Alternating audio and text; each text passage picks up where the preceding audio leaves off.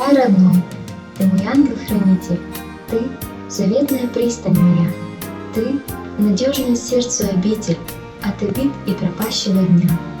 Неурманы твои, словно боги, звездный купол небес, словно храм, а ручьев безымянных пороги исцеляют мне душу от ран.